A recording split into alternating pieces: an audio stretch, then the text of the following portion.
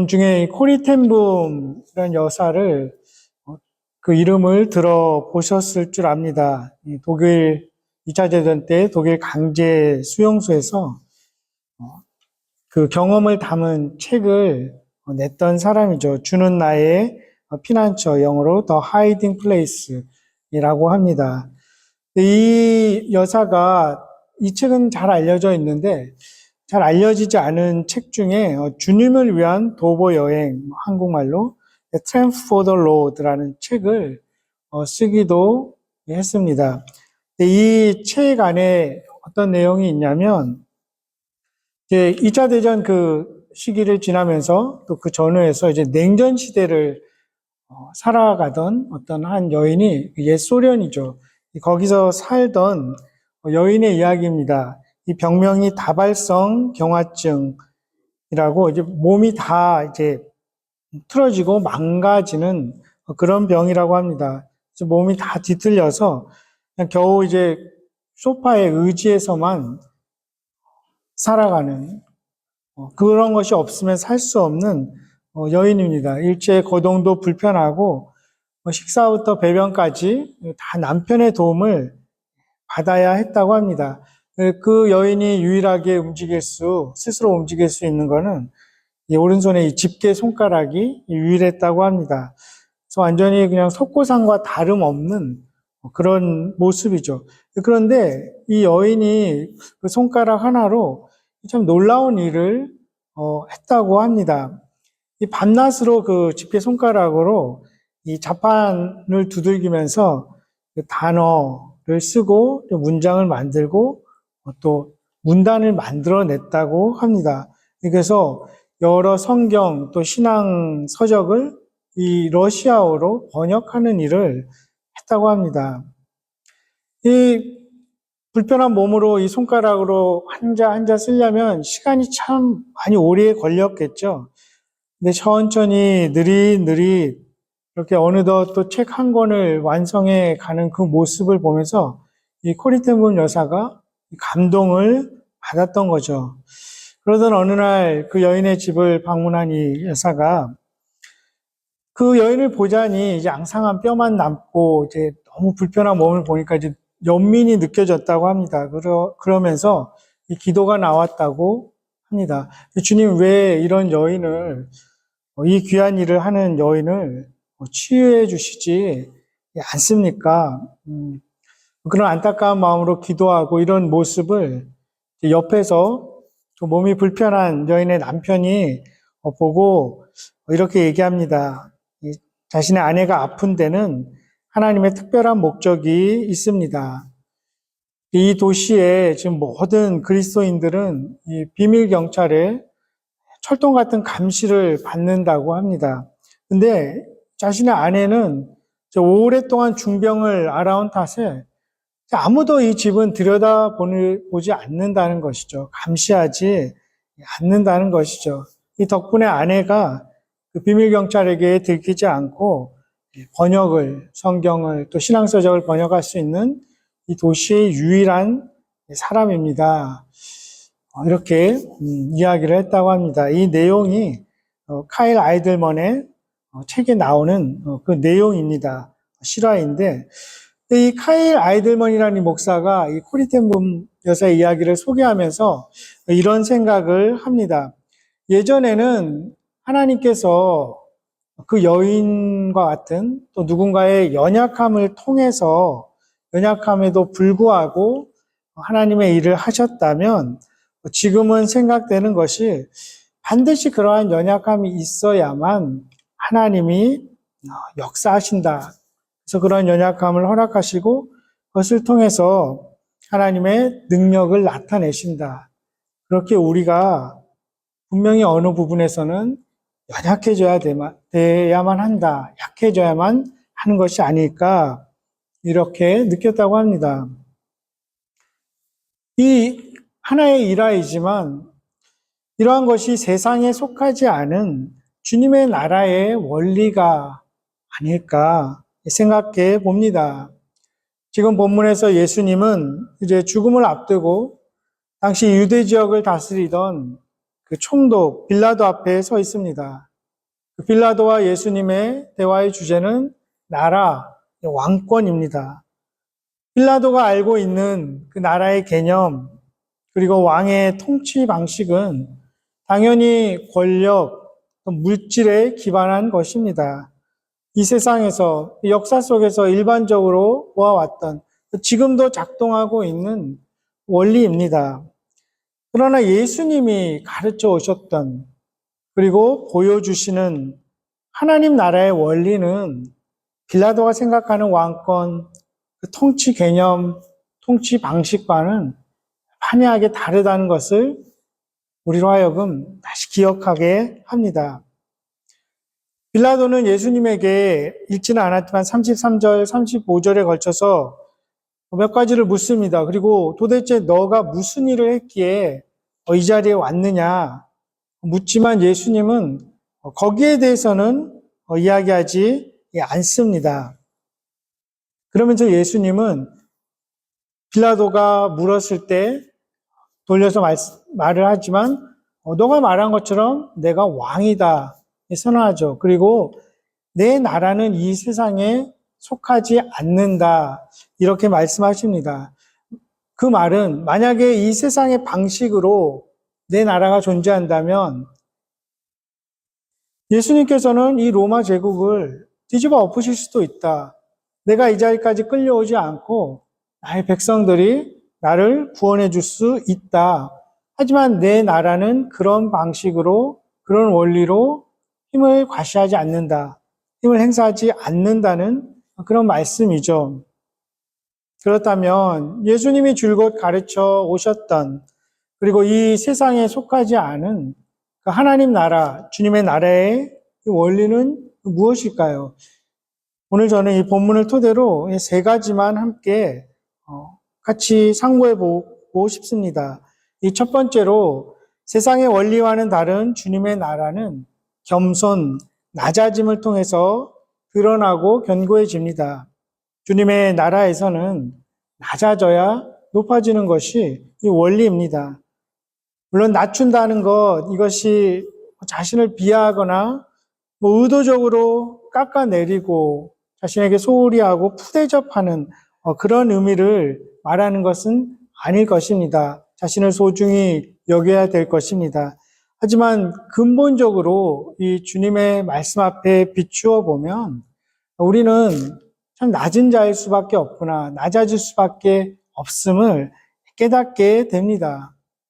그것을 깊이 깨달으면 깨달을수록 다른 사람들, 다른 공동체, 다른 집단과 비교하면서 자신을 높이지 않게 될 것입니다. 그런데 이 빌라도는 이 맥락에서 보면 자신을 유대인들과 비교하면서 높이고 있습니다. 내가 유대인이냐? 내가 너희 같은 식민 지배를 받는 자들이냐? 나는 그렇지 않다. 스스로를 구별해서 높이고 있는 것이죠. 19장 10절에는 빌라도가 이렇게 말합니다. 예수님에게 내가 너를 놓을 고난도 있고 십자가에 못 박을 고난도 있는 줄 알지 못하느냐? 자신이 그런 높은 자리에 있다는 것, 그런 권한이 있다는 그 우월감, 교만이 깊이 자리 잡고 있는 것이죠. 그러니 빌라도에게는 이 하나님의 나라가 임할 수가 없습니다. 또 주님의 말씀이 귀에 들어올 리가 만무한 것입니다.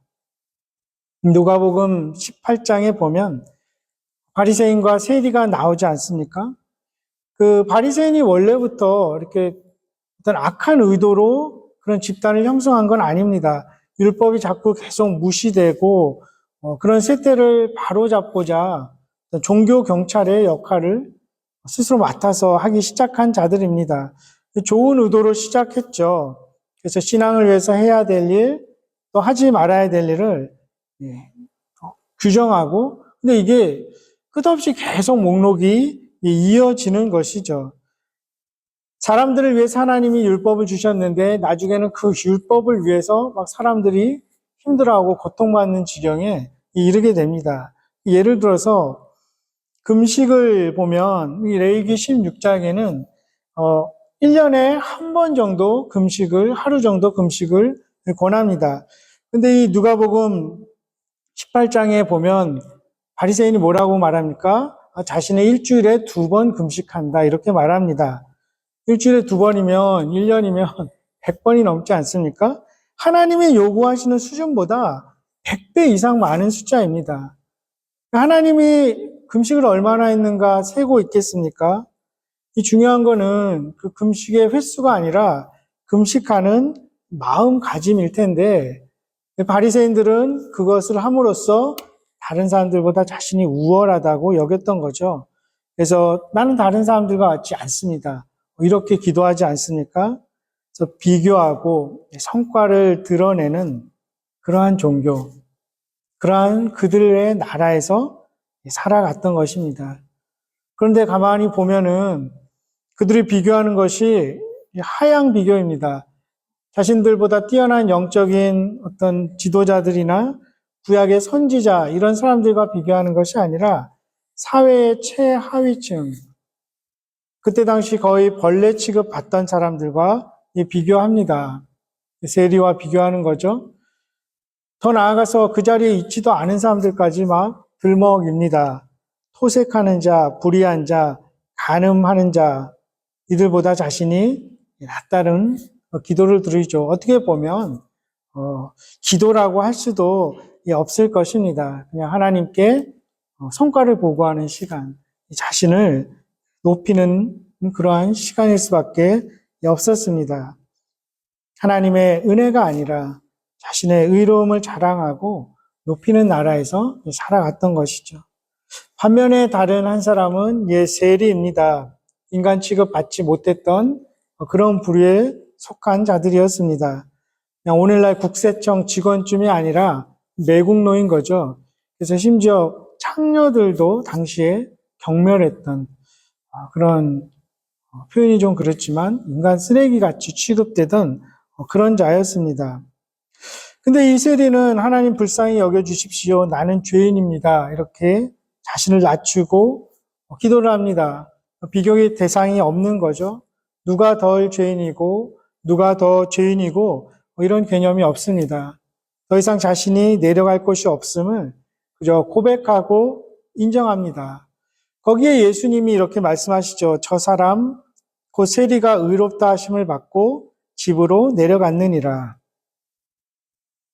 어떤 면에서는 좀 솔직히 쉽게 이해되거나 받아들여지지 않는 그런 말씀이기도 합니다. 의문이 듭니다.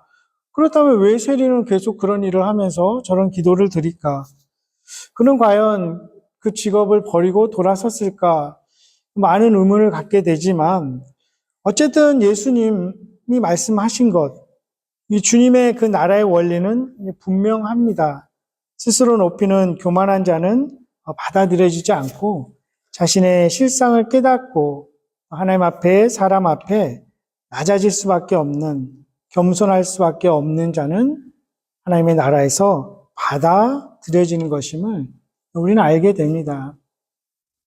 그리고 이 낮아짐, 겸손의 모습은 우리 자아 그리고 우리 자아를 둘러싸고 있는 많은 것들을 비움으로써 또한 나타납니다. 언젠가 저도 가라지에 보니까 참 물건이 너무 많더라고요. 우리 집에도 왜 이렇게 물건이 많을까? 이게 다 필요한 물건들일까? 또 이러한 것들 때문에 이제 마음이 가는 것들이 있죠. 그래서 이제 다 뭐 버리게 되는데 많이 버리지만 그래도 많이 남아 있습니다. 세상에서 이제 끊임없이 정말 이거 없으면 뒤처지는 것 같은, 이거 반드시 필요한 것 같은 그런 물건들이 끊임없이 나오기도 합니다. 물론 다 생활에 필요한 물건일 수 있지만, 정말 내가 움켜쥐고 있어야 할 것들인가 성찰하게 됩니다. 그리고 비운다는 것이 그런 물건만 비단 말하는 것은 아닐 것입니다. 더 중요한 것은 우리 자아, 우리 영혼에 대한 것이죠.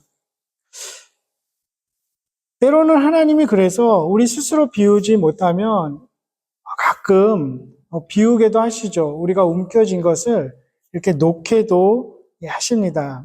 그럴 때면은 여러 가지 감정이 밀려옵니다. 두려움, 외로움, 분노, 어떤 텅 빈 것 같은 그런 상실감, 절망이라고도 부를 수 있습니다.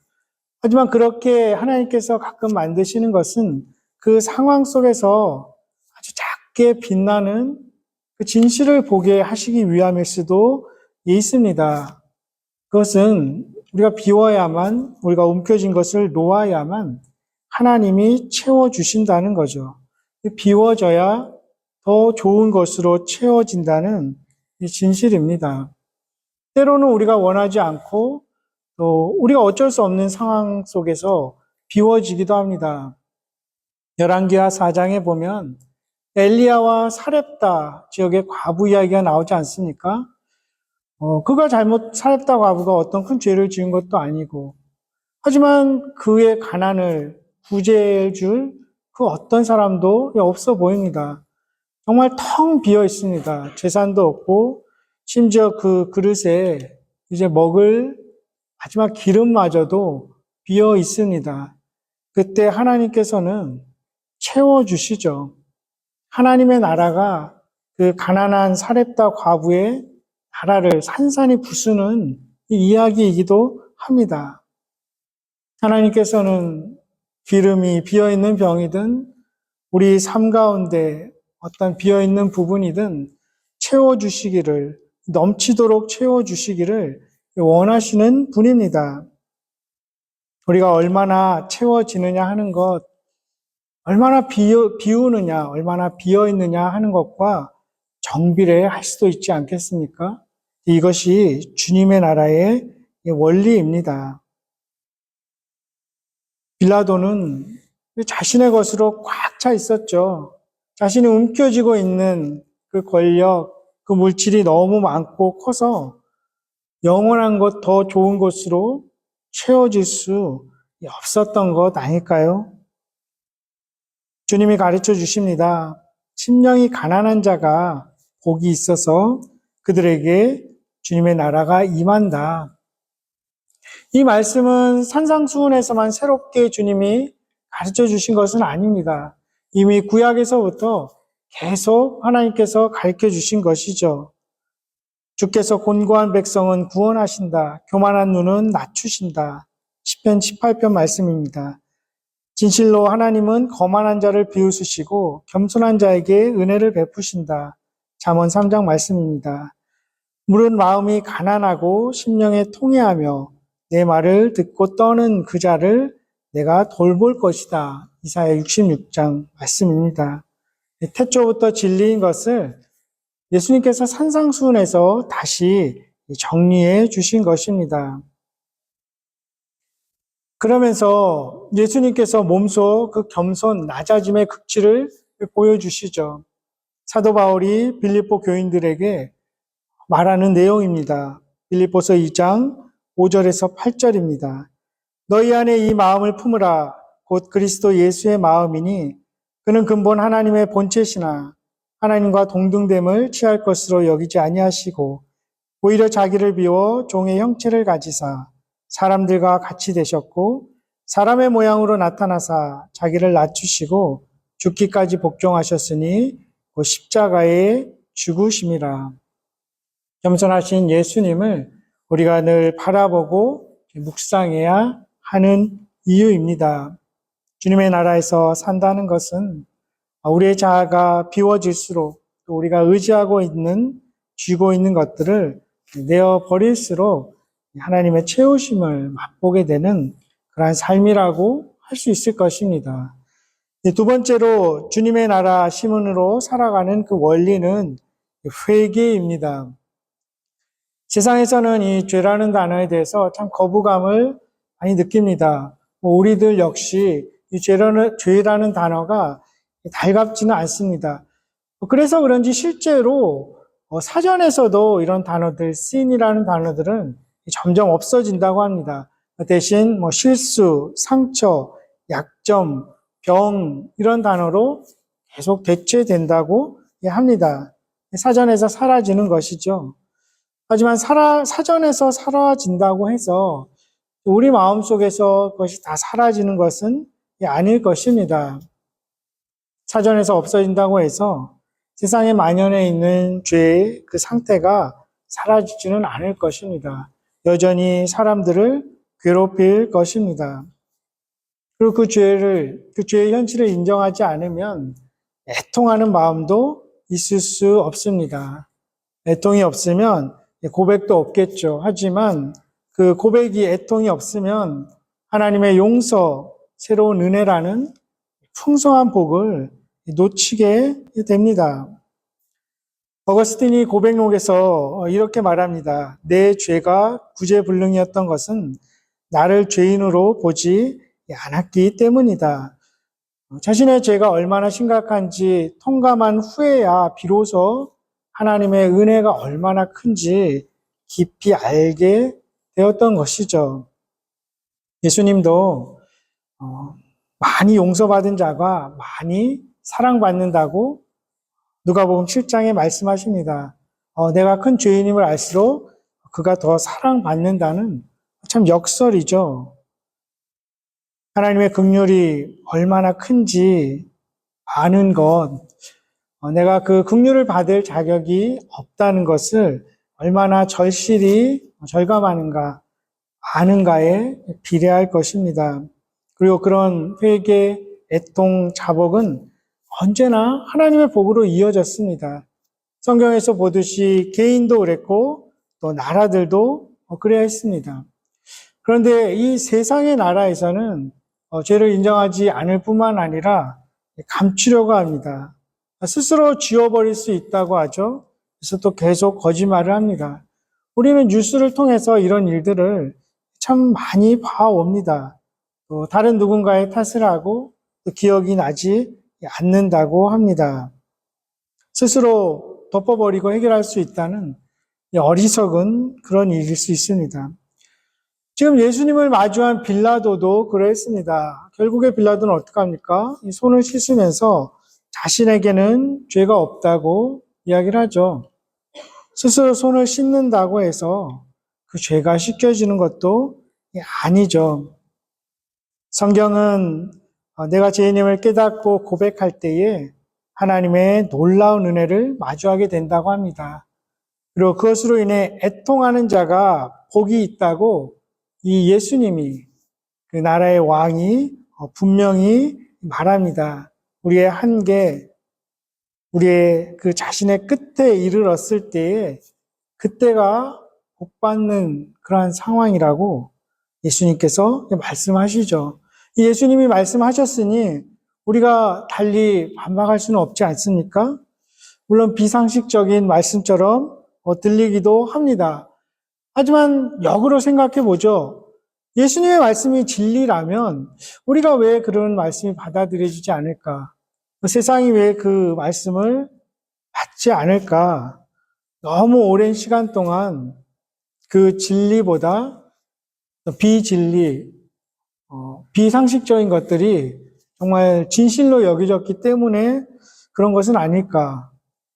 정말 온 세상이 다 온전하지 못하고 예수님만 진리일 수 있겠구나 하는 생각도 해봅니다. 실제로 성경에서도 자신의 그러한 죄된 그런 것을 마주하면서 참 애통해했던 많은 인물들이 있습니다. 모세 역시 그랬겠죠. 순간에 화를 참지 못하고 사람을 죽이고 사막으로 도망쳐 버립니다. 그냥 시골 양치기로 애굽의 왕자가 전락한 것이죠. 수십 년 동안 숨지고 살아왔는데 어느 날 하나님께서 찾아오십니다. 불타는 덤불을 보시죠. 그리고 다시 그를 부르시는 하나님을 마주하게 됩니다. 신약 시대에 마태도 역시 그랬죠. 동포들에게 배신당하고 그냥 로마 제국에 빌부터 살아갈 수밖에 없는 그 매국노였습니다. 돈 몇 푼에 양심과 명예를 팔아버린 그런 파렴치한일 수도 있었습니다. 그런데 어느 날 예수님께서 와서 무조건적으로 나를 따르라 부르시고 제자를 삼아 주십니다.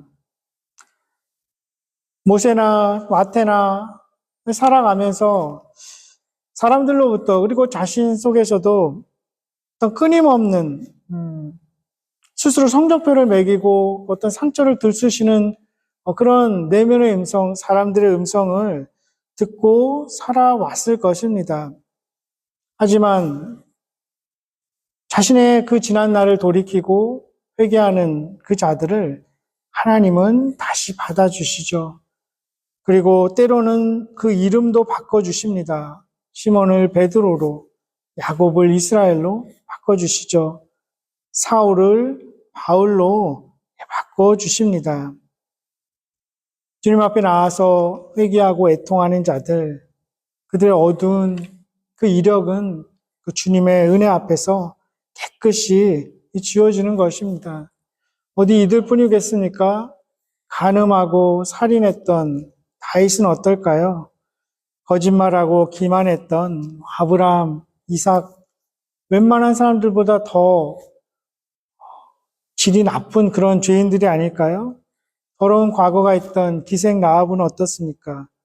야고보, 요한 같은 다혈질의 사람들, 요한 마가, 우물가의 그 사마리아 성 우물가의 그 여인, 인간관계가 엉망이 된 이런 사람들이지만 주님 앞에 나와서 자신의 그 모습을 드러내고 고백하고 자신의 죄를 회개하고 통회할 때에 하나님은 그들의 실패를 통해서도 일을 하시고 그들을 구속하시고 영광을 나타내십니다. 그것이 하나님 나라의 원리임을 우리가 알게 됩니다. 그 나라의 왕은 자복하고 회개하는 우리의 지나간 행적을 추궁하지 않으실 것입니다. 그 나라에서 우리는 새로운 백성으로 날마다 살아갈 수 있는 것입니다.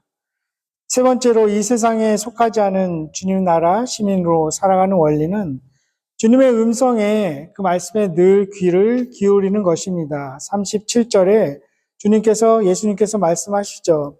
진리에 속한 자, 주님의 나라에 속한 자는 내 음성을 듣는다고 말합니다.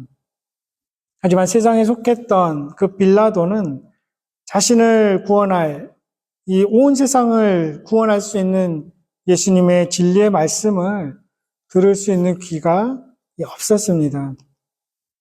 진리의 말씀을 듣는다는 것, 성령의 도우심으로만 가능합니다. 그렇기 때문에 성령께서 우리를 찾아오시고 우리 역시 그 성령의 도우심, 충만함을 위해서 늘 기도해야 하는 것이죠. 사도 바울이 에베소 교인들에게 말합니다. 술 취하지 말라. 그리고 쭉 가서 오직 성령으로 충만함을 받으라. 어떻게 보면 좀 어울리지 않는 그런 두 개가 이렇게 나란히 나오는 것 같습니다. 술 취하는 거하고 성령 충만한 거하고 어떤 관계가 있을까? 에베소 사람들이 특이하게 술을 더 많이 마셨던가? 상상해 볼 수도 있지만 이 공통점은 이 둘 다 고무시킨다는 거죠. 그리고 기분을 좋게 한다는 것입니다. 그런데 그 술을 통해서 기분을 좋게 하고 고통을 잊으려고 하고 어떤 힘을 얻으려고 하지 말고 성령의 충만함을 구하라는 것이죠. 지혜가 필요하냐? 용기가 필요하냐? 기쁘기 원하냐? 술을 마시지 말고 성령께서 주실 것을 믿고 구하라는 것입니다. 이러한 주님의 말씀, 2000년 전 그 유대인들에게, 에베소 교인들에게 주시는 말씀이면서 또한 오늘날 이 땅에서 살아가는 우리에게 주시는 말씀이죠. 로마 제국에서 살아가는 그들에게, 그리고 이 땅 캐나다라는 이 나라에서 살아가는 우리들에게 주시는 하나님의 말씀입니다. 빌립보 교인들에게 사도 바울이 너희의 시민권이 하늘에 있다고 빌립보서 3장에 말합니다. 빌립보 교인 사람들은 당시에 이 세상에 속한 것들 그리고 자신의 몸만을 위해서 살아가고 있었습니다. 모든 신경을 다 거기에 쏟고 있었습니다. 하지만 빌립보 교인들에게 그런 속에서 살아갈 때 너희의 시민권이 하늘에 속해 있다. 너희는 하나님 나라의 백성이라는 것을 잊지 말고 삶의 방향, 가치, 중심을 늘 하늘에 두라는 그런 말씀입니다. 그 나라의 왕이 다시 오실 것이라고 약속을 하시죠. 언제 오실지는 모릅니다. 날짜가 정해져 있지도 않고, 그것을 점을 치고 예언을 해서 때를 맞추는 것, 그것이 우리가 할 일이 아닐 것입니다. 단지 그 왕이 다시 오신다는 약속을 믿고 기다리면서 이 땅에서 그 나라에 들어갈 부르심에 합당한 자들로 온전하게 살아가는 것, 그것이 우리에게 맡겨진 일일 것입니다. 현재의 삶이라는 것이 미래를 어떻게 바라보고 기다리고 인식하는가, 거기에 좌우되지 않습니까? 내일 비가 올 것을 알면 당연히 축구하러 혹은 골프 치러 나가지 않을 것입니다.